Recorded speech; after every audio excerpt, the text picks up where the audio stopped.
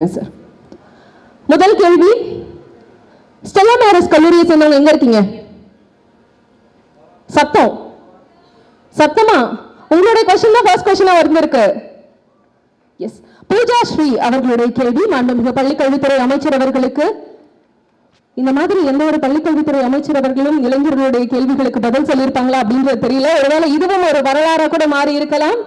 அவங்களுடைய கேள்வி இப்போ, சமூக நீதியும் கல்வி சீர்திருத்தங்களும் என்றால் தமிழ்நாடு எப்போதும் முன்னிலையில் இருந்து செயல்பட்டு வருது. இப்போ மாநிலம் முழுவதிலும் உள்ள மாணவர்கள் பள்ளி கொள்கைகள் மற்றும் பாடத்திட்ட மாற்றங்கள் குறித்து தங்களுடைய கருத்துக்களை நேரடியா லெஜிஸ்லேட்டர்ஸ் கிட்ட பகிர முடியும் அப்படின்ற மாதிரி ஒரு புதிய முயற்சிக்கு வழி செய்ய முடியுமா சார்? அதாவது சட்டம் இயற்றுபவர்களுடன் தொடர்ந்து விவாதிக்கக்கூடிய ஒரு மாணவர் கொள்கை மன்றம், ஸ்டூடெண்ட் பாலிசி போரம் அமைக்கலாம்னு யோசிக்கலாமா? இந்த மன்றத்தின் மூலம் கல்விக் கொள்கை உருவாக்கும் செயல்முறையில் மாணவர்களையே அதிகாரப்பூர்வமா சேர்ப்பது தமிழ்நாட்டு தொடக்கமாகலாம். ஏன்னா இது வரைக்கும் எந்த இடத்துலயும் இப்படி ஒரு முன்மாதிரி இல்லை. அதனால இந்தியாவின் மற்ற மாநிலங்களுக்கும் இது ஒரு முன்னோடியா இருக்க வாய்ப்பு இருக்கு. நீங்க என்ன சொல்றீங்க சார்? அனைவருக்கும் என்னுடைய வணக்கம். குறிப்பாக ஒரு லாங் ஹாலிடேஸில் இன்னைக்கு என்னுடைய அழைப்பை ஏற்று வருகை தந்திருக்கிற அனைத்து மாணவ செல்வங்கள் முதல்ல என்னோட நன்றியை நான் தெரிவிச்சுக்கொண்டான். இந்த டிஎன் டாக் அப்படிங்கிற அந்த ஒரு முன்னெடுப்பை நாங்கள் எடுக்கும் பொழுது மாண்புமிகு தமிழ்நாட்டோட முதலமைச்சர் சார், டெட் டாக் அப்படின்னு இன்டர்நேஷ்னல் லெவலில் பல ஆளுமைகள் பேசுகிறாங்க, பல கருத்துக்கள் பரிமாறப்படுகிறது, அதுலேருந்து பல புதிய புதிய திட்டங்கள்லாம் உருவாகிறது. அதை ஏன் நாமளும் செஞ்சா என்ன என்று அவர் கொடுத்த பெயர் தான் டிஎன் டாக், தமிழ்நாடு டாக் என்கின்ற விதத்தில் இந்தியா முழுவதும் இருக்கின்ற ஆளுமைகள், ஒரு ஐஏஎஸ் ரிட்டையர்டு ஐஏஎஸ் ஆஃபீஸராக இருக்கலாம், இல்லை ஏதாச்சும் ஒரு டிபார்ட்மெண்ட் பிரின்சிபல் செக்ரட்டரியாக இருக்கலாம், யாராக இருந்தாலும் அவங்களுடைய துறை சார்ந்து இங்கே உங்களுடைய கருத்துக்களை பரிமாறிக்கொள்ள வேண்டும் என்று ஆசைப்பட்டோம். அப்படி இந்த 2 வருஷமாக பார்த்தீங்கன்னா தொடர்ந்து உட்காருங்கம்மா நீங்கள், இந்த 2 வருஷமாக பார்த்தீங்கன்னா தொடர்ந்து பல ஆளுமைகள்லாம் பார்த்தீங்கன்னா இதில் பேசியிருக்கிறாங்க. ஏன் நம்முடைய தமிழ்நாட்டை சார்ந்திருக்கின்ற ஐஏஎஸ் ஆஃபீஸர்ஸ்லாம் அவ்வளோ ஆர்வமாக கலந்துக்கிற அளவிற்கான பல்வேறு டிஎன் டாக்ஸ் நடந்திருக்கு. இப்போ அதில் இப்போ உரையாற்றி இருக்கிற நம்முடைய ராஜா தமிழ்மாறனாக இருந்தாலும், சிவாக இருந்தாலும், அதே மாதிரி அயன் கார்த்திகேயன் ரொம்ப அழகாக இன்றைக்கி நம்ம இந்த ஃபேக்ட் செக்கிங்கை பற்றி உடனடியாக ஒன்று வந்துச்சுன்னா தயவுசெய்து நம்பிடாதீங்க, அதில் இருக்கின்ற உண்மைத்தன்மை என்னன்னு புரிஞ்சுக்கோங்க அப்படின்னு சொல்கிறதுக்கு காரணம், நீங்கள் இவ்வளோ வருஷமாக படித்த படிப்பாக மழுங்கடிக்க செய்யறதுக்கான வேலை தான். அந்த 2 செகண்ட் நீங்கள் என்ஜாய் பண்ணீங்களா, பாடுறா இப்படி நடந்திருக்காரான்னு அதை பரப்புறீங்க பார்த்தீங்கன்னா, உங்களை அறியாமல் அந்த விஷயம் தான் உங்கள் மைண்டில் உட்காரும். அது அந்த தவறான செய்தியோடு நீங்கள் உங்கள் வாழ்நாள் முழுவதும் நீங்கள் போகிற மாதிரியான ஒரு சூழ்நிலையை அதை உருவாக்கணும். அதனால தான் ஒவ்வொரு இந்த ஃபேக்ட் செக்கிங் போது தவறான செய்தியை சொல்கிறாங்கன்னா அதில் யாரோ ஒருத்தங்க உட்காந்துட்டு ரொம்ப பிளான்டாக பண்ணுறாங்க அப்படிங்கிறத அர்த்தம் இல்லை, விளையாட்டுத்தனமாக பண்ணுறாங்கன்னு அர்த்தம் கிடையாது. அதனால் அதையும் நீங்கள் புரிஞ்சு கொள்ள வேண்டும் என்று சொன்னால் அந்த உரையாற்றி அயன் கார்த்திகேயன் உள்ளிட்ட அனைவருக்குமே எங்களுடைய சங்கர் சார் வந்திருக்காரு. நமக்கான பெருமையாக தான் நாட்டினுடைய பெருமையாக இருக்கின்ற மிகப்பெரிய எழுத்தாளர் இமயம் சார் வந்திருக்காங்க, இளங்கோ சார், காமாட்சி மேடம் என்று இன்றைக்கி எல்லாருமே நீங்கள் உள்ளபடியே எனக்கு சந்தோஷமாக இருக்கிறது. எனக்கு நீங்கள் கேட்ட கேள்வி, அந்த குழந்தைங்க கேட்ட கேள்வி, இன்றைக்கி நம்ம ஸ்டேட் எஜுகேஷன் பாலிசி அப்படின்னு ஒன்று உருவாக்குறதுக்காக தமிழ்நாடு முழுவதும் நீதியரசர் ஏகே ராஜனுடைய தலைமையில் ஒரு கமிட்டியை கிட்டத்தட்ட 15 பேர் சென்ற கமிட்டி இருக்குது. அந்த கமிட்டி ஒவ்வொரு தமிழ்நாடு முழுவதும் போய் யாரை பார்த்து பேசினாங்கன்னா, the stakeholders of the SCP itself பார்த்தீங்கன்னா, ஒரு ஸ்கூல் ஸ்டூடெண்ட், ஒரு காலேஜ் ஸ்டூடெண்ட், ஒரு டீச்சர், ஒரு ப்ரொஃபஸர், அங்கே இருக்கின்ற பேரண்ட்ஸ், இவங்க எல்லாரும் சேர்ந்து தான் அந்த எஸ்சிபியை நாங்கள் கொண்டு வந்திருக்கோம். அது இப்போ it's under the consideration of our already chief minister. So இதில் நாங்கள் ஆரம்பித்தது, ஏன்னா நான் 2017 ஒஹாயோ போயிருந்தேன். நான் யூஎஸில் இந்தியா முழுவதும் ஒரு 16 பேர் ஆளுமைகளை செலக்ட் பண்ணி அவங்க கூட்டிகிட்டு போனாங்க. இந்தியா முழுவதும் ஒவ்வொருத்தரும் ஒவ்வொரு கேட்டகரியில், அதில் பொலிட்டிக்கல் கேட்டகரியில் அன்றைக்கி நான் எதிர்கட்சி எம்எல்ஏவாக இருந்தபோது எனக்கு அதுக்கான ஒரு வாய்ப்பு எனக்கு கிடைத்தது. அங்கே பார்த்தீங்கன்னா இதுதான் மெயினாக ஒரு பாலிசி அப்படின்னு ஒன்று கிரியேட் பண்ணும் பொழுது அதில் யாரெல்லாம் இன்வால்வ் பண்ணுறாங்க, அந்த பாலிசி முதல்ல ஒரு சட்டமன்றத்திலேயோ நாடாளுமன்றத்திலேயோ வச்சு அது விவாதத்துக்கு வருவதற்கு முன்பாக பப்ளிக் ரெப்ரசன்டேட்டிவ்ஸ்க்கு அதை பற்றி தெரியுதா அப்படிங்கிறத அதுக்குன்னு தனியாக ஒரு குழுவே வச்சுருக்குறாங்க. சும்மா போய் உட்காந்துட்டு நானும் ஓட்டு போட்டேன், நானும் தீர்மானத்தை நிறைவேற்றிட்டேன்னு அவங்கள வந்துட முடியாது. அந்த பாலிசி பற்றி தெரியுதா அப்படிங்கும்போது அதுக்கான ஸ்டேக் ஹோல்டர்ஸ்லாம் நாங்கள் பார்த்துருக்கோம். அதனால தான் இன்றைக்கி நம்முடைய ஹானரபிள் சீஃப் மினிஸ்டர் பொறுத்த வரைக்கும் இந்த எஸ்சிபி ஸ்டேட் எஜுகேஷன் பாலிசின்னு நம்ம கொண்டு வரும்பொழுது அதில் நம்முடைய பிள்ளைகளோட எண்ணங்களும், அது ஏன் 6வது படிக்கிற பிள்ளையாக இருந்தாலும் 12வது படிக்கிற பிள்ளையாக இருந்தாலும் கல்லூரி படிக்கின்ற பிள்ளைகளாக இருந்தாலும் அவங்களுக்கு தான் தெரியும் தனக்கு என்ன வேணும் அப்படிங்கிறது அவங்களுக்கு தான் தெரியும். அதனால் அவங்களுடைய கருத்துக்களை உள்வாங்குங்கள். என்று சொல்கின்ற விதத்தில் தான் இன்றைக்கு அந்த ஸ்டேட் எஜுகேஷன் பாலிசியில் ஒன் ஆஃப் த ஸ்டேக் ஹோல்டர்ஸாக எங்களுடைய கல்லூரி மாணவர்களும் ஸ்கூல் ஸ்டூடெண்ட்ஸும் இருக்கிறார்கள். கண்டிப்பாக இனி வரும் காலத்தில் நீங்கள் சொல்கிற மாதிரி பிகாஸ் நம்ம ஹானரபிள் சீஃப் மினிஸ்டர் பொறுத்த வரைக்கும் பல விஷயங்களை 2021க்கு அப்புறமேட்டு செய்கிறாங்க. எதுவுமே பார்த்தீங்கன்னா நான் சொல்கிறேன் நீ செய் அப்படிங்கிற மாதிரி கிடையாது. நீங்கள் எல்லாம் சேர்ந்து சொல்லுங்கள், அதுலேருந்து ஏதாச்சும் ஒரு கருத்து எடுத்து அதை ஒரு திட்டமாக நம்ம உருவாக்கலாம் என்று சொல்லக்கூடிய ஒரு முதலமைச்சரை தான் நாம் பெற்றிருக்கின்றோம். கண்டிப்பாக அந்த நீங்கள் கேட்ட அந்த கேள்வி நல்ல ஒரு கேள்வி. வருங்காலத்தில் அதை ஒரு ஆர்கனைஸ்டு மேனரில் ஒரு சிஸ்டம் உள்ளுக்கு எப்படி கொண்டு வரலாம் என்பதை கண்டிப்பாக நம்முடைய அரசாங்கம் ஒரு நல்ல ஒரு முடிவை எடுக்கும் என்ற நம்பிக்கை எனக்கு இருக்கின்றது. பூஜா ஸ்ரீ, உங்களுக்கும் இந்த இடத்துல பலத்த கைத்தட்டல்கள். இப்படி ஒரு கேள்வியை நீங்க முன் வச்சதற்கு. சார், அடுத்த கொஸ்டின் உங்களுக்காக. தமிழ்நாடு டாக்டர் எம்ஜிஆர் மெடிக்கல் யூனிவர்சிட்டியிலேருந்து ஹனேஸ்வர் வாகிசன் ரேகா அவங்க கேட்டிருக்கீங்க. நம்மளோட கல்வி முறை எங்களை வேலை தேடுபவர்களா உருவாக்க பயிற்சி கொடுக்குது. ஆனா வேலை வாய்ப்புகளை எப்படி உருவாக்குவது அப்படின்றத ஒருபோது நமக்கு கற்பிக்கல. அதுவும் இப்போ நம்ம நாட்டுல வேலை உருவாக்கும் திறமை மிக அதிகமா தேவைப்படும் தருணத்துல படித்த பிறகு எந்த திசையில செல்ல வேண்டும் என்பதையும் அறியாது வெறும் பட்டங்களை பிடித்து கொண்டு மாணவர்கள் தள்ளப்படுகிறாங்க.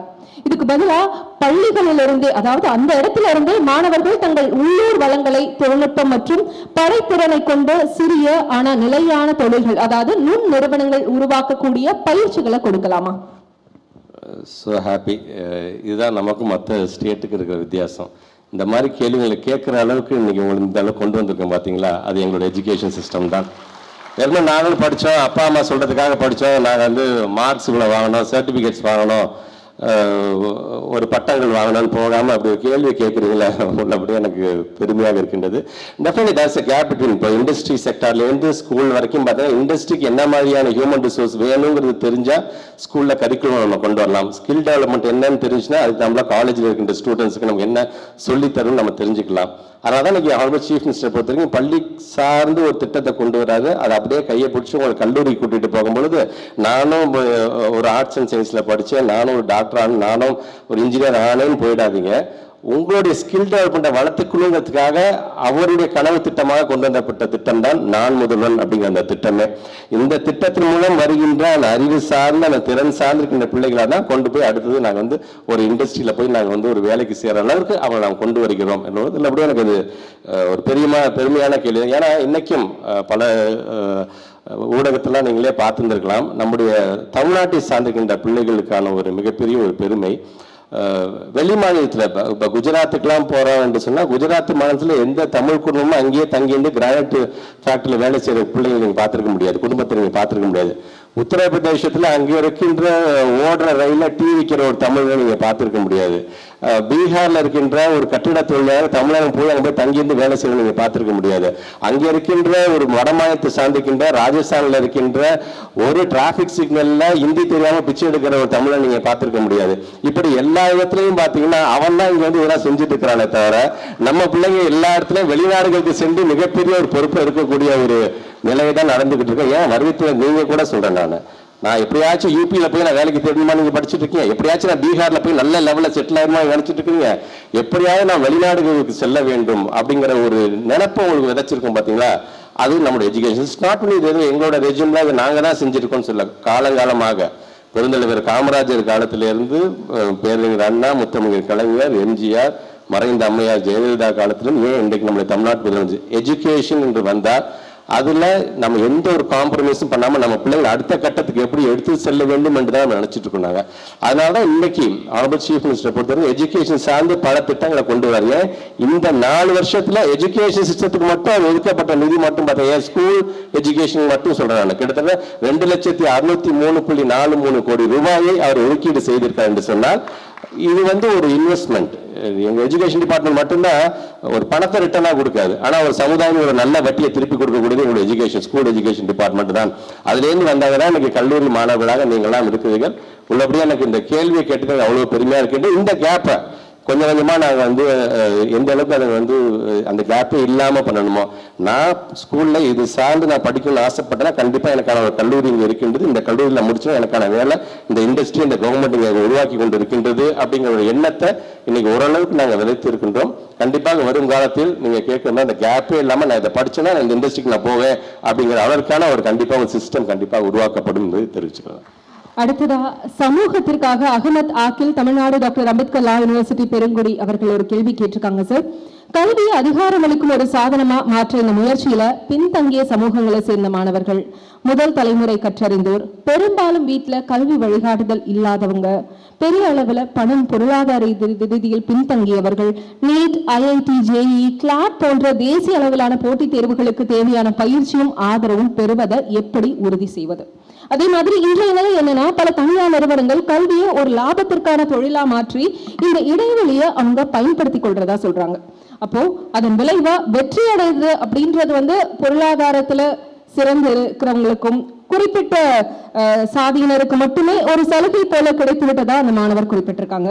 இந்நிலையில மாணவர்களுடைய திறமையை பள்ளி தரத்திலிருந்தே கண்டறிந்து அவர்களுக்கு இலவசமாகவும் கவனத்துடன் திட்டமிடப்பட்ட வழித்தடங்களை உருவாக்கும் வகையில் நமது பள்ளிக்கல்வி முறைமையை மறுசீரமைப்பது அவசியம் இல்லையா? அப்போதுதான் கல்வி சிலருக்கான ஆடம்பரம் அல்ல, அனைவருக்குமான உரிமையா மாறும் அப்படின்னு அகமது ஆகில் சொல்லியிருக்கிறாங்க சார். உங்களுடைய பதில். காம்படிட்டிவ் எக்ஸாமினேஷன்ஸ் இப்போ நீங்கள்லாம் சொல்கிற மாதிரி நீட் ஜேஇயாக இருந்தாலும் சரி, நீட்டாக இருந்தாலும் சரி, கிளாட்டாக இருந்தாலும் சரி, ரொம்ப வருஷமாக பார்த்திங்கன்னா நம்முடைய ரூரல் பகுதியை சார்ந்திருக்கின்ற பிள்ளைகளாக இருந்தாலும், ஏன் நகரப்பகுதி சார்ந்திருக்கின்ற பிள்ளைகளுக்குமே இதெல்லாம் தெரியாமல் ஒரு நேஷ்னல் லா யூனிவர்சிட்டியில் நான் படிக்கணும்னா நான் கிளாட் நான் கிளியர் பண்ணியிருந்துருக்கணும். ஒரு ப்ரீமியம் இன்ஸ்டியூஷன்ஸ் நான் போய் ஜாயின் பண்ணணும்னா ஜேஇ அட்வான்ஸ் மெயின்ஸ் இதெல்லாம் நான் கிளியர், இது யாருக்குமே தெரியாமல் இருந்தது. மேபி இன்றைக்கி வருகை தந்திருக்கின்ற கல்லூரி மாணவர்கள் எத்தனை பேருக்கு தெரிஞ்சிருக்குன்னு கூட எனக்கு தெரியாது.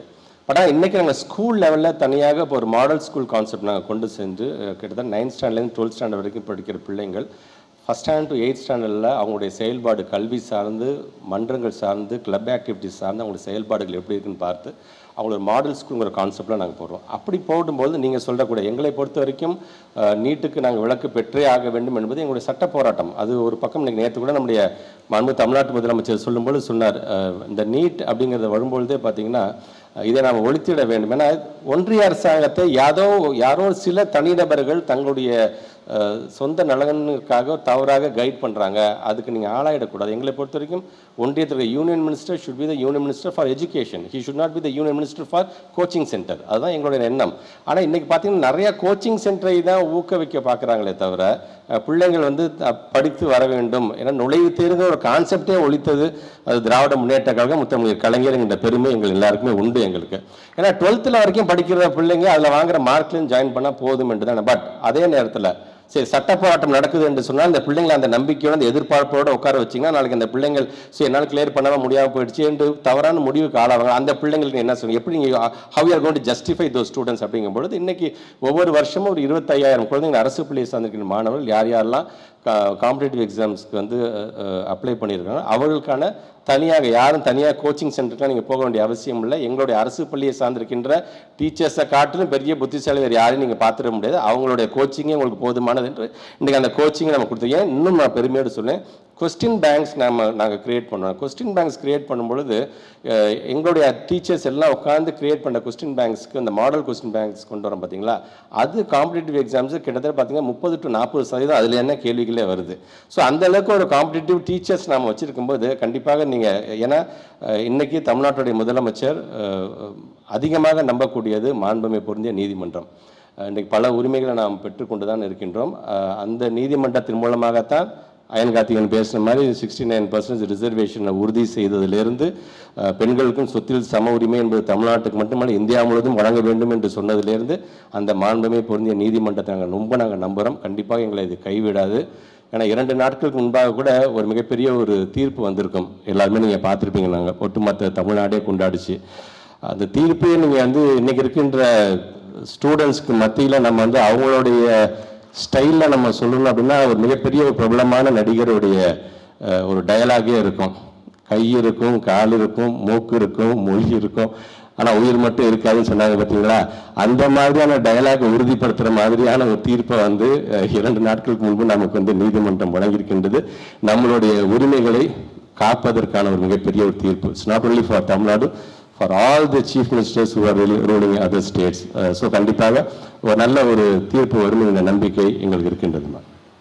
நிச்சயமா சார். அடுத்ததாக Tamil Nadu doctor Ambedkar law university பெருங்குடியை சேர்ந்த அவந்திகா அவங்களுடைய கேள்வி, புதுமை பெண் திட்டம் வந்து உயர்கல்வியின் மூலம் பெண்கள் மாணவிகளுக்கு அதிகாரம் அளிப்பதுல ஒரு முக்கியமான முன்னேற்றத்தை கொடுக்குது. ஆனா நிதி உதவியை தாண்டி இந்த இளைய பெண்கள் கல்லூரிகள்ல மட்டும் இல்லாம நம்பிக்கையோட வேலை வாய்ப்புகள் இடம் பிடிக்க வேணும்னா அவங்களுக்கு தொழில் முகப்பு பயிற்சி, வழிகாட்டுதல்கள் மற்றும் தொழில் சார்ந்த ஆதரவு வழங்க ஏதேனும் எதிர்கால திட்டம் இருக்கா சார்? இல்லை, அது புதுமை பெண் திட்டம் வந்து ஒன் ஆஃப் அ கைண்ட் திட்டம். தமிழ்நாடு முதலமைச்சர் சொன்ன மாதிரி தயவு செஞ்சு 12th நிறுத்திடாதீங்க. நம்ம நகராட்சி மாநகராட்சியை சார்ந்து இருக்கின்ற நமக்கு வந்து அதோட இம்பேக்ட் தெரியாது.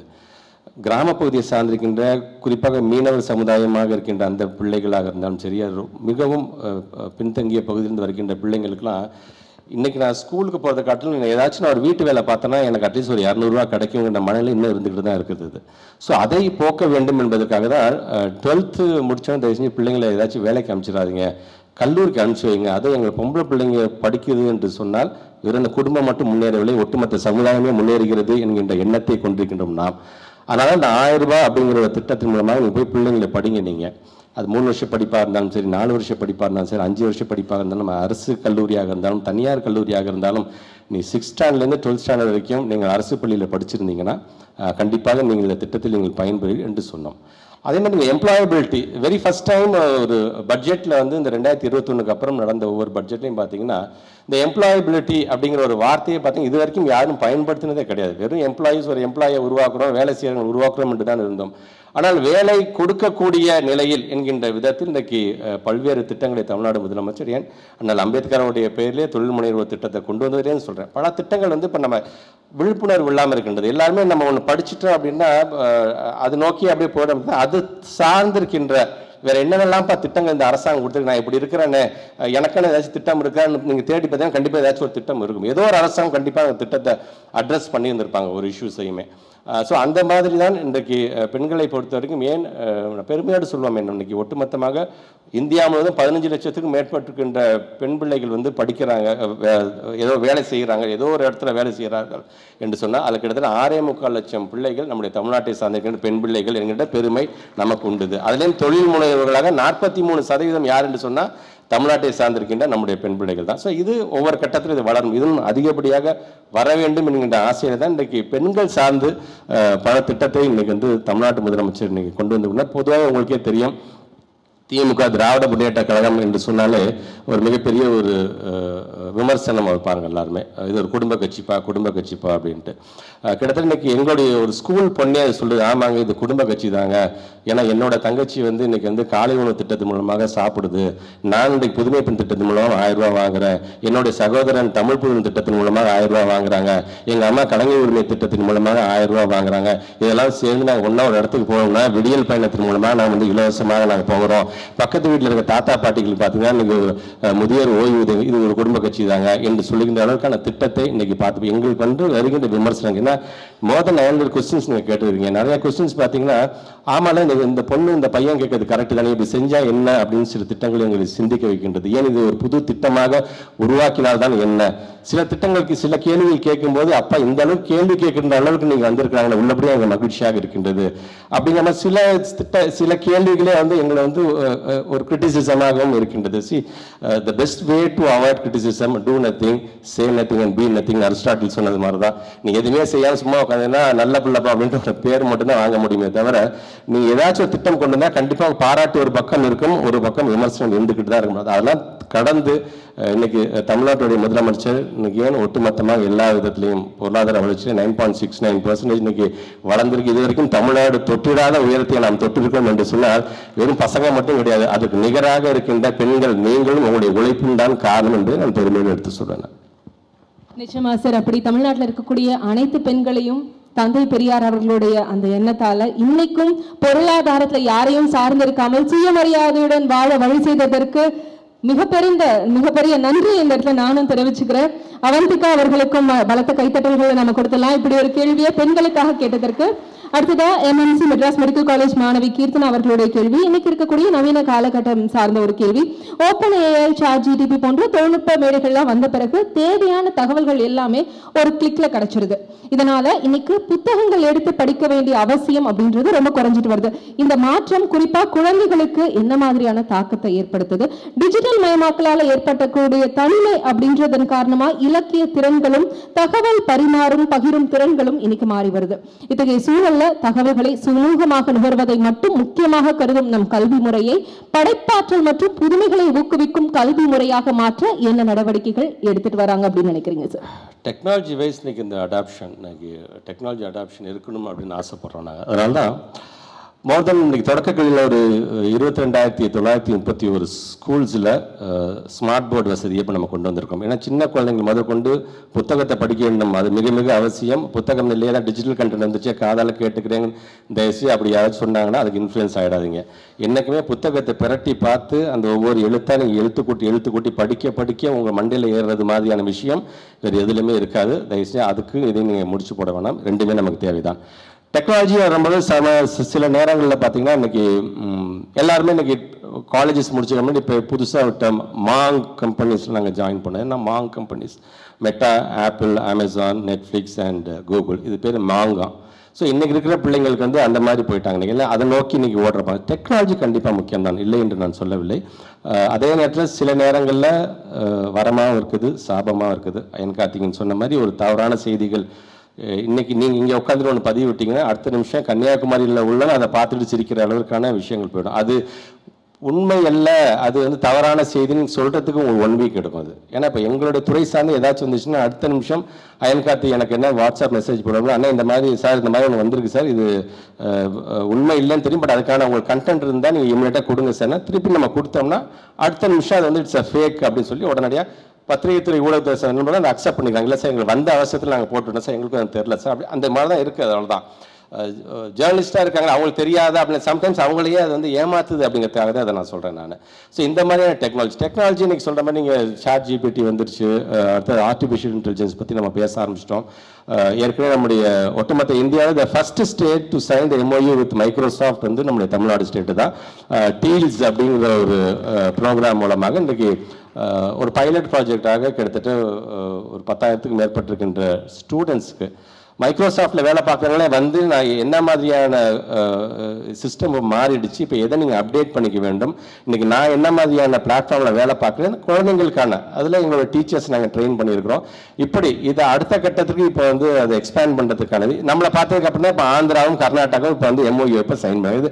நாட் ஒன்லி இப்போ with Microsoft, most of the schemes நம்ம கொண்டு வரதெல்லாம் பார்த்தீங்கன்னாலே நம்மளை பார்த்து மற்றவங்க வந்து இன்னைக்கு அந்த ஸ்டேட் பண்ணுது அதே மாதிரி செய்யணும் பாருங்க. ஸோ நம்மளோட கம்பேரிசன் எங்கே போகுதுன்னா நாம் வந்து அதர் கண்ட்ரிஸோட கம்பேர் பண்ணிட்டு இருக்கோம். ஆமாம், பட் அதர் ஸ்டேட்ஸ் வந்து தமிழ்நாடோட பண்ணக்கு வந்து கம்பேர் பண்ணிட்டு இருக்கோம். அப்பா தமிழ்நாடு ஒன்று கொண்டு வந்து இதே மாதிரி நம்மளும் கொண்டு சொல்லணும்ப்பா அப்படிங்க.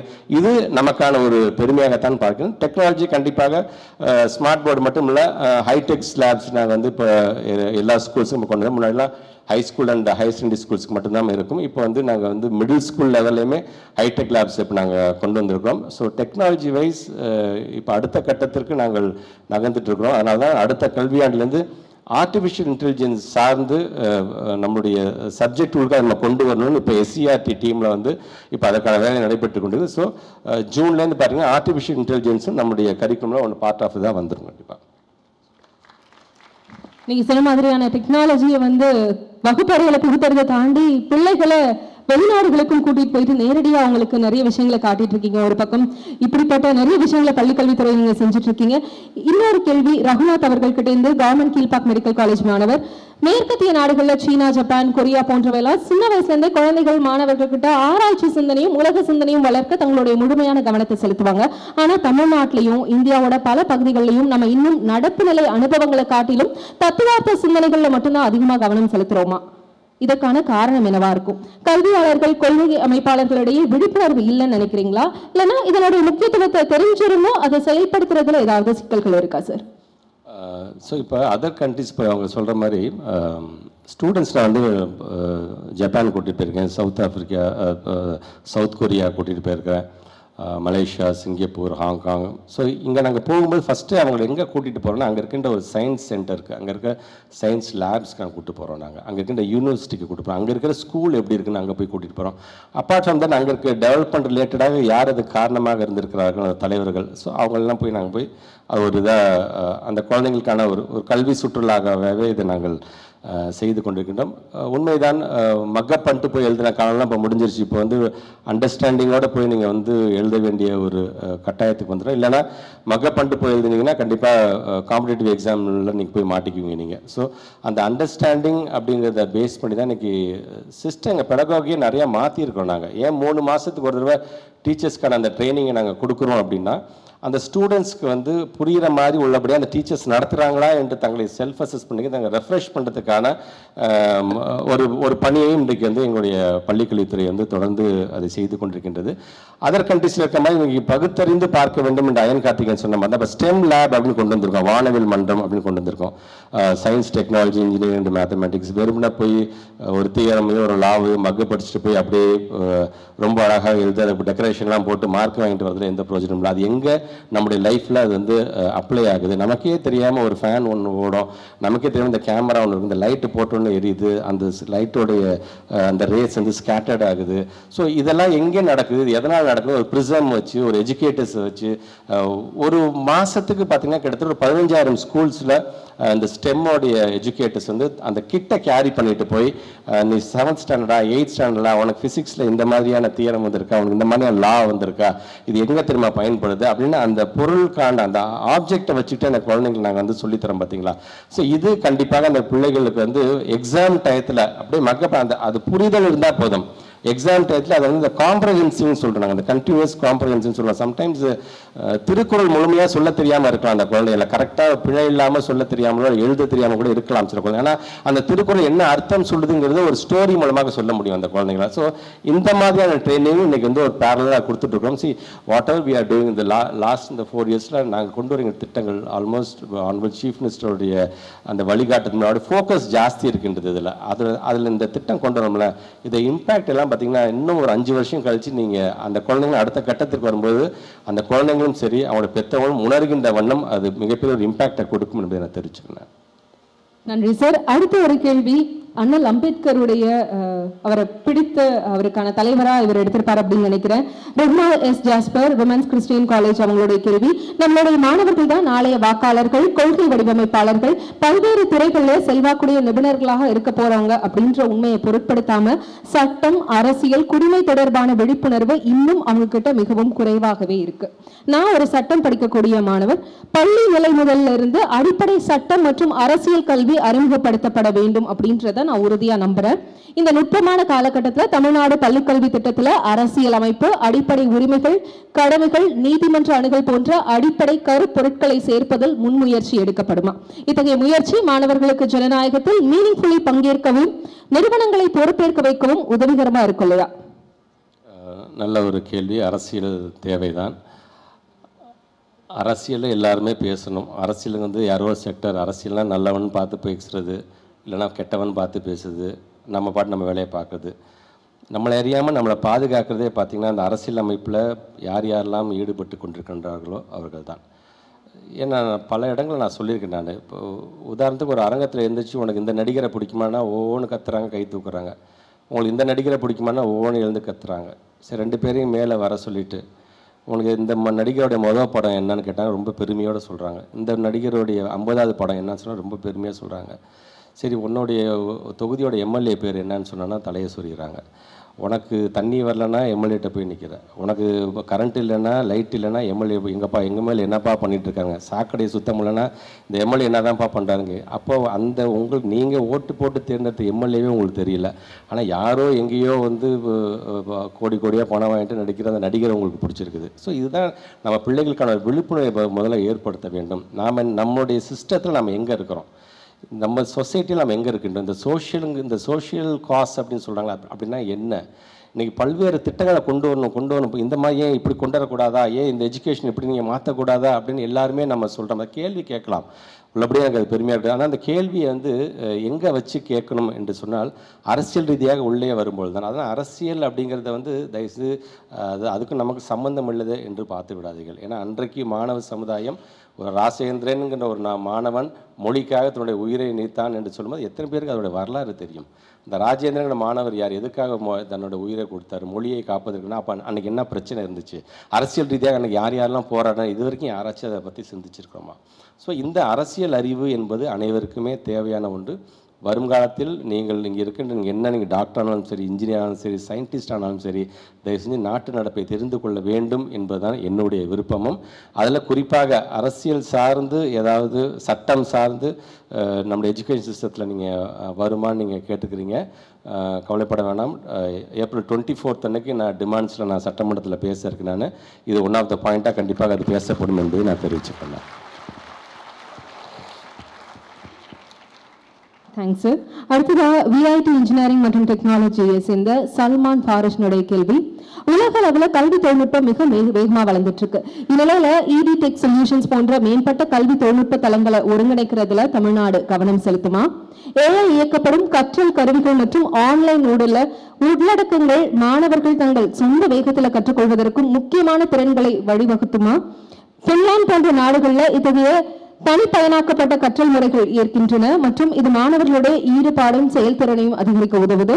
தமிழ்நாடு அரசு பள்ளிகளில் மாணவர்கள் வலுவான கல்வி அடித்தளத்துடன் தொழில்துறைக்கும் எதிர்கால வேலை சந்தைக்கும் தயாராக இருக்க புதுமையான தொழில்நுட்ப கருவிகள் மற்றும் கற்றல் நடைமுறைகளை எவ்வாறு ஒருங்கிணைக்க திட்டமிட்டிருக்கீங்க?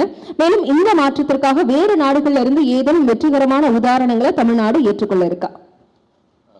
ஏற்கனவே நான் சொன்ன மாதிரி தான் டெக்னாலஜி ரிலேட்டடாக இன்றைக்கி வந்து நிறையா முன்னேறி இருக்கிறோம். நம்ம டெக்னாலஜி ரிலேட்டடாக வந்து கரிக்குலம்லேயே உள்ளே கொண்டு வரதுக்கான ஏற்பாடை நாம் செய்து கொண்டிருக்கோம்.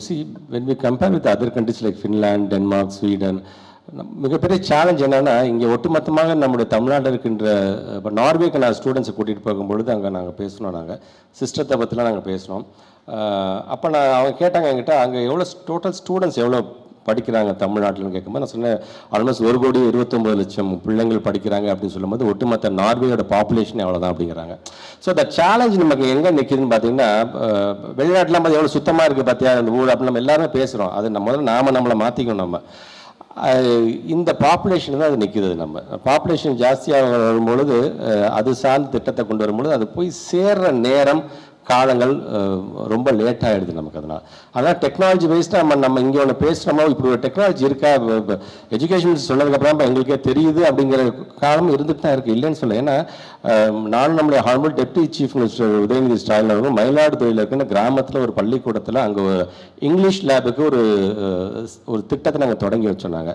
அந்த திட்டத்தை தொடங்கி வைக்கும்போது இங்கிலீஷ் லேப் இருக்கின்ற ஹைடெக் கம்ப்யூட்டர்ஸ் லேபில் ஒரு ஹெட்ஃபோன் கொடுத்து அந்த ஹெட்ஃபோன் மூலமாக சிஸ்டத்தில் வரக்கூடிய ஆங்கிலத்தில் அந்த அரசு பள்ளியை சார்ந்திருக்க கிராமத்து பிள்ளைங்க வாசிப்பாங்க. அதை வாசிக்கும் பொழுது அந்த சிஸ்டமே அதை திருத்துது. ஏஐயாக இருந்தாலும் சரி அது சார்ந்திருக்கிற சிஸ்டமே அதை திருத்துது. இல்லை இந்த ப்ரொனன்சியேஷன் இப்படி இருக்கக்கூடாது, இப்படி படிக்கணும் அப்படின்னு சொல்லி திருப்பி அந்த குழந்தைய மாற்றி படிக்கும்போது கரெக்ட், நீ படித்தது கரெக்ட் அப்படின்னு சொல்லி வருது. ஸோ இது நாங்கள் ஆரம்பித்து கிட்டத்தட்ட 6-7 மாதம் கழித்து நான் வந்து கன்னியாகுமரியில் ஒரு ஸ்கூலுக்கு நாங்கள் ஒரு இன்ஸ்பெக்ஷனுக்கு நான் போகும்பொழுது பார்த்தீங்கன்னா இன்னும் அந்த ஹேண்ட் ஃபோன் வரலன்னு சொல்கிறாங்க அங்கே. ஸோ இந்த மாதிரி ஒரு டெக்னாலஜி ரிலேட்டடாக நம்ம வரோம், அதுக்கான சப்ளை போய் சேர்றது, அந்த சப்ளை சேர்ந்ததுக்கப்புறம் அது என்ன சிஸ்டம் சொல்கிறதுன்னு பார்த்தீங்கன்னா ஒரு பெரிய சேலஞ்ச் இருக்கும். இல்லைன்னு சொல்லி கிட்டத்தட்ட நமக்கு 48,000 ஸ்கூல்ஸ் இருக்குது நமக்கு, வெறும் government school and government aided school மட்டும். இதில் ப்ரைவேட் ஸ்கூலுக்கு பார்த்தீங்கன்னா அது ஒரு 10,000, கிட்டத்தட்ட 58,000 ஸ்கூல்ஸ் நம்ம வச்சுருக்கோம் நம்ம. ஸோ இவ்வளோ குழந்தைங்களுக்கு நம்ம வந்து எல்லாம் சேர வேண்டும் என்ற ஆசை. இன்றைக்கி ஆல்மோஸ்ட் எல்லா ஸ்கூல்ஸ்க்கும் இப்போ அந்த டெக்னாலஜி இது போயிருக்கணும்னா சம் ஆஃப் த சேலஞ்ச் இருக்குது தான் செய்யுது ப்ராக்டிக்கலாக. கண்டிப்பாக நீங்கள் இந்த டெக்னாலஜி அப்படின்னு வரும்பொழுது நான் ஏற்கனவே சொன்ன மாதிரி தான் ஆர்டிஃபிஷியல் இன்டெலிஜென்ஸ்லேருந்து I think it's going to be the very first state in India AI வந்து நம்ம வந்து உள்ளே கொண்டு வர போகிறோம். நாங்கள் அது சார்ந்து ரோபோட்டிக்ஸ் சார்ந்த ஏற்கனவே உங்களுக்கே தெரியும் நிதி சார்ந்து நமக்கு வந்து ஒரு மிகப்பெரிய ஒரு சேலஞ்ச். ஒன்றிய அரசு நமக்கான பணத்தை இன்னும் கொடுக்காம இருக்கிறாங்க. 2,152 கோடி ரூபாய். அது நம்மளுடைய பணம், அவங்க நமக்காக பார்த்து கொடுக்குற பணம் இல்லை, நமக்கு அவங்க வழங்க வேண்டிய பணம். அது சார்ந்து லாஸ்ட் இயர் என்னோட அனௌன்ஸ்மெண்ட்டில் ரோபோட்டிக்ஸ் அண்ட் சென்சரி பார்க் எல்லாமே நாங்கள் அனௌன்ஸ் பண்ணி வச்சுருந்தோம். பட் இன்னைக்கு பைலட்டாக தாங்க பண்ண முடியுது. ஒட்டுமொத்தமாக தமிழ்நாடு முழுவதும் எல்லா டிஸ்ட்ரிக்டும் நான் கொண்டு போகணும் ஆசைப்பட்டேன். இன்னைக்கு வெறும் ஒரு 10 ஸ்கூல் பண்ணால் போதும்ப்பா இருக்கிற ஃபண்டை வச்சுக்கிட்டு அப்படிங்கிற ஒரு நிலைமை தான் இருக்கின்றது. கண்டிப்பாக ஒன்றிய அரசு அவங்களோட பணத்தை விடுவிக்க வேண்டும் என்கின்ற ஒரு போராட்டத்தில் ஈடுபட்டிருக்கோம். அது வரும்பொழுது டெக்னாலஜி வைஸ் அடுத்த கட்டத்துக்கு நாம் செல்றதுக்கான ஒரு மிகப்பெரிய ஒரு வாய்ப்பு அமையும். இங்கே இருக்கிற மாணவ செல்வங்க மூலமாகவே நான் வந்து ஒன்றிய அரசு நான் கேட்குறது, வேகமாக ஓடி ஓடி கோல்டு மெடல் வாங்கிட்டே இருக்கோம், தயவு செஞ்சு எங்கள் காலில் வந்து சங்கிலியை கட்டாதீர்கள் என்று தான் நான் கேட்டுக்கொள்கிறேன். சார், அடுத்ததாக லவ்லா கல்லூரியை சேர்ந்த வர்ஷாவினுடைய கேள்வி, மாநில கல்விக் கொள்கையை பாடத்திட்டத்தையும் கல்வி நெறிமுறைகளையும் சீர்திருத்தி அமைப்ப மேலும் ஜனநாயகமாகவும் பதிலளிக்கக்கூடியதாகவும் மாற்ற நோக்கத்துல மாணவர்கள் மற்றும் முன்னாள் மாணவர்களிடமிருந்து அவ்வப்போது கருத்துக்களை பெற முடியுமா? இந்த முன்னாள் மாணவர் விழுதுகள் அப்படிங்கிற ஒரு திட்டங்கள் நாங்கள் வச்சுருக்கோம். ஏற்கனவே நம்முடைய ஹானரபிள் டெப்டி சீஃப் மினிஸ்டர் தான் தொடங்கியே வச்சார். பள்ளிக்கூடத்தில் படிச்சுட்டு போகிறவங்க தயவு செஞ்சு என்றைக்குமே லைஃப்பில் வந்து நம்ம படித்த பள்ளிக்கூடத்தையும் நமக்கு பாடம் நடத்திய டீச்சர்ஸையும் மறந்துடக்கூடாது அப்படிங்கிற விதத்தில் தான் சிஎஸ்ஆர் ஆக்டிவிட்டி அப்படின்னு நாங்கள் ஆரம்பித்தோம். சிஎஸ்ஆர் ஆக்டிவிட்டி வந்து ஹானரபிள் சீஃப் மினிஸ்டர் வந்து தன்னுடைய சொந்த பணம் 5 லட்ச ரூபாய் கொடுத்து அந்த சிஎஸ்ஆர் ஆக்டிவிட்டி ஆரம்பித்து வச்சார். யார் யாரெல்லாம் மனசு இருக்குதோ நீங்கள் உங்களால் இயன்றதை செய்யலாம் என்று சொன்னார். கிட்டத்தட்ட இந்த 3 வருஷத்தில் கிட்டத்தட்ட 600 கோடி ரூபாய் இன்றைக்கி சிஎஸ்ஆர் நிதியாக மட்டுமே வந்திருக்கின்றது. அதில் ஒன் ஆஃப் த கைண்ட் என்ன அப்படின்னு பார்த்தீங்கன்னா, முன்னாள் பள்ளி மாணவர்கள் நாங்கள் படிச்சிருக்காங்க, நான் பணமாக தர விரும்பல, பட் நான் நாலேஜாக கொடுக்க நான் விரும்புகிறேன் அப்படின்னு சொல்லும் பொழுது அவங்க அந்தந்த பள்ளிக்கூடம் சார்ந்து இப்போ அமெரிக்காவில் இருந்துட்டு அவங்க வந்து இருக்கிற ஹைடெக் லேப்ஸ் மூலமாக நெட்டில் கனெக்ட் ஆகி ஒரு வீடியோ கான்ஃபரன்ஸ் மூலமாக இங்கே என்ன சிஸ்டம் இப்போ இருக்குது தெரியுமா அப்படின்னு அந்த விழிப்புணர்வை ஏற்படுத்துறதுலேருந்து எங்களால் முடிஞ்சதுக்கு இன்றைக்கி இந்த குழந்தைங்க இந்த மாதிரி சப்ஜெக்ட் கொஞ்சம் படிக்க சொல்லுங்கள் நல்லா இருக்குமே என்று சொல்லுகின்ற ஸோ இந்த கருத்துக்கெலாம் தனியாக நாங்கள் ஒரு போர்ட்டலே வச்சுருக்கிறோம். அதில் the portal is not only to receive the money but to receive new ideas from the alumni of each and every school. So அது மூலமாக பல திட்டங்கள், அதனால தான் இப்போ இந்த டீல்ஸ் வெளிநாடுக்கு போகிறோம், இந்த மாதிரியான கருத்து பரிமாற்றங்கள் மூலமாகத்தான் மைக்ரோசாஃப்டில் நேரடியாக அந்த ஹெட் குவார்ட்டர்ஸ்க்கே போய் அங்கே சைன் பண்ணிட்டு இந்த டீல்ஸுங்கிற கான்செப்டை கொண்டு வரதற்கு பார்த்தீங்கன்னா இந்த மாதிரியான போர்ட்டல், இந்த மாதிரியான முன்னாள் மாணவர்களுடைய அந்த பங்கு என்பது உள்ளபடியே எங்களுக்கு பயனுள்ளதாக இருக்குன்னா, ஒரு அமைச்சராகவோ இருக்கின்ற ஆஃபீஸர்ஸ் மூலம் எங்களுக்கு தான் எல்லாமே தெரியும் நாங்கள் இருந்துட முடியாது, நாங்கள் சொல்கிறது கேளுங்க சொல்லிட முடியாது. இன்னைக்கு உலகம் எப்படி மாறுது, ட்ரெண்டு எப்படி மாறுது, இன்னைக்கு சிஸ்டம் எதை பற்றி பேசுது அப்படிங்கிறத இந்த மாதிரி வெளியிலேருந்து இருக்கும்போது ப்ராக்டிக்கலாக அதை நாங்கள் உள்வாங்கும் பொழுது அது ஒரு திட்டமாக மாறுகிறது. இன்னும் அது போன்ற அலுமினைஸ் யாராக இருந்தாலும் படிச்சுட்டோம் முடிச்சிட்டோம் நாம் பார்த்து ஒரு சம்பளத்தில் குடும்பத்தோடு செட்டில் ஆகிட்டோம் என்று இல்லாமல் படித்த பள்ளிக்கூடத்திற்கும் நம்முடைய ஆசிரியர் பெருமக்களையும் மறக்காமல் உங்களுடைய ஐடியாஸை இன்னும் நீங்கள் வழங்க வேண்டும். இந்த விழுதுகள் மூலமாக கிட்டத்தட்ட 7.5 லட்சம் பேர் அலுமினைஸ் நாங்கள் வந்து ஏற்கனவே பதிவு செஞ்சு வச்சுருக்கோம். நாங்கள் sir, what an incredible session. இவ்வளவு நேரம் இவங்களுடைய கேள்விகளுக்கு நீங்க பதில் சொல்லியிருக்கீங்க. கிட்டத்தட்ட 946 கேள்விகள் ஒட்டுமொத்தமா நமக்கு வந்திருக்கு. அதுல இருந்து சில கேள்விகளுக்கு இப்ப நீங்க பதில் சொல்லியிருக்கீங்க. இன்னும் உங்களுடைய மற்ற கேள்விகளுக்கும் ஒவ்வொரு நாளும் மாண்புமிகு பள்ளிக்கல்வித்துறை அமைச்சர் அவர்கள் அவங்களுடைய சமூக வலைதளத்துல உங்களுக்கான கேள்விகளுக்கான பதிலை சொல்லிக்கிட்டே இருக்க போறாங்க. இதுக்காகவே மாண்புமிகு பள்ளிக்கல்வித்துறை அமைச்சர் அவர்களுக்கு பலத்த கைத்தட்டல்களை நாம் வழங்கலாம். இப்போது சார், என்னோட ஒரே ஒரு இறுதியான கேள்வி, அது என்னோட கேள்வி. ஒரு அமைச்சர் நேரடியாக களத்துக்கு சென்று பணி செய்வதுதான் தமிழ்நாடு அரசாங்கத்தினுடைய இயல்பா இருக்கு. அப்படி இருக்கும்போது இப்படி மாணவர்களுடைய கேள்விகளை நேரடியாக கேட்டு அதற்கு பதில் சொல்லணும் அப்படின்ற இந்த தாட் ஏன் வந்தது? இது வந்து என்ன ஃபைன் டியூன் பண்ணிக்கிறேன். Also I am just educating my self. உங்கள்கிட்ட இவங்களாம் சொல்கிறத கேட்கும் பொழுது, ஏன்னா இவங்க நீங்கள் வெறும் ஸ்டூடெண்ட்ஸாக பார்க்குறீங்க, இவங்க இன்றைக்கி எனக்கான டீச்சர்ஸாக நான் பார்க்குறேன். நான் ஏன்னா அவங்க கேட்கப்பட்டிருக்கின்ற கேள்விகள் ஏன் இந்த 946 கொஸ்டின்ஸ்க்கு நான் எப்படியாச்சும் நான் பதில் சொல்ல வேண்டும், எப்படியாச்சும் என்னுடைய சோஷியல் மீடியா பிளாட்ஃபார்மாக பதில் சொல்ல வேண்டும் என்று நான் ஆசைப்படுறேன். அப்படின்னா ஒவ்வொன்றையும் படித்து நான் எந்த அளவுக்கு நான் உள்வாங்கியிருக்கின்றேன், அதற்கான முறையான பதிலை நான் வழங்குறேன்னா அப்படின்னு நீங்கள் என்னை கேஜ் பண்ணுங்க அப்படிங்கிறதுக்காகத்தான். ஏன்னா இதுலேருந்து ஏதாச்சும் ஒரு திட்டம் உருவாகாதான் என்னுடைய ஆசை தான். உள்ளபடியே இது வெறுமனே சென்னையோடு நிற்க போதில்லை, பல ஜோனில் இதே மாதிரி அந்தந்த பகுதியை சார்ந்திருக்கின்ற கல்லூரி மாணவ செல்வங்களை அழைத்து அவங்களோட நாங்கள் உரையாட போகின்றோம். கண்டிப்பாக அதுலேருந்து ஒரு மிகப்பெரிய ஒரு உன்னதமான திட்டம், அது பள்ளிக்கல்வித்துறையாக இருந்தாலும் சரி, உயர்கல்வியாக இருந்தாலும் அதில் வரும் உதிக்கும் என்கிற நம்பிக்கை எனக்கு இருக்கின்றதுமா. நிச்சயமா எல்லாருடைய குரலும் இங்கு கேட்கப்படும் அப்படின்றதுதான் அடிப்படையில் ரொம்ப ஒரு முக்கியமான விஷயம். அதற்கு எங்களுடைய மிகப்பெரிய நன்றி சார். இந்த இடத்துல இருந்து நீங்க சொன்ன மாதிரி நிறைய திட்டங்கள் உருவாகலாம், உங்களுடைய யோசனைகள் களத்துல சாத்தியப்படலாம். அடுத்ததாக இன்னைக்கு இந்த கேள்விகளை முன்வைத்திருக்கக்கூடிய கல்லூரிகள் இங்கு மாண்புமிகு அமைச்சர் அவர்களுடன் கூட புகைப்படம் எடுத்துக்கொள்ள இருக்காங்க. அதுக்கு முன்னாடி ஒவ்வொரு கல்லூரியிலும் இருந்து சிறந்த கேள்விகள் தேர்வு செய்யப்பட்டிருக்கு. அந்த கேள்விகளுக்கு அந்த மாணவர்களுக்கு மாண்புமிகு பள்ளிக்கல்வித்துறை அமைச்சர் அவர்கள் இந்த இடத்துல பரிசுகளையும் வழங்க இருக்காங்க.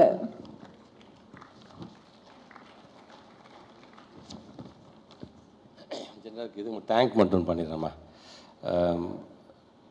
ஒவ்வொரு கல்லூரியிலிருந்து வருகை தந்திருக்கின்ற மாணவ செல்வங்கள், குறிப்பாக Anna Adarsh college for women Anna Nagar, Anna university, Asian school of journalism Taramani, Bharat institute of law Selaiyur, department of Tamil literature university of Madras Chepauk, Ethiraj college for women Egmore, government Kilpauk medical college, Indian institute of technology, Loyola College, Nugambakam, MOP Vaishnav College for Women, School of Communication and Media Studies, Madras Christian College, Tambaram, Madras Institute of Development Studies, Gandhinagar, Madras Medical College, Madras School of Economics, Kottuppuram, Madras School of Social Works, Egmore, Savitha Engineering College, Kanjipuram, Savitha School of Law, Pundamalli, Sri Ramachandra Institute of Higher Education Research, Porur, Sri Sairam Engineering College, West Tambaram, SRM Faculty of Engineering and Technology,